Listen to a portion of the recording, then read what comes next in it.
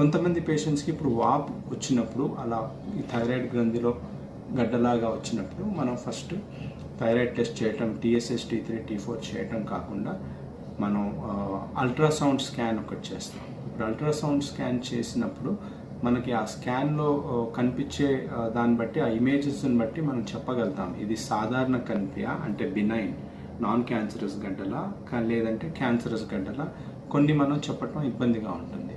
So next మనం అలా ఉన్నప్పుడు ఇంకో పరీక్ష చేస్తాము, సూది పరీక్ష అంటారు దాన్ని. FNAC test, fine needle aspiration cytology. ఇందులో ఏం చేస్తామంటే స్కాన్ చేస్తూనే ఒక చిన్న నీడిల్ని దీని లోపల పెట్టి కొన్ని కణాలని తీసి మైక్రోస్కోప్లో ఎగ్జామిన్ చేస్తాం.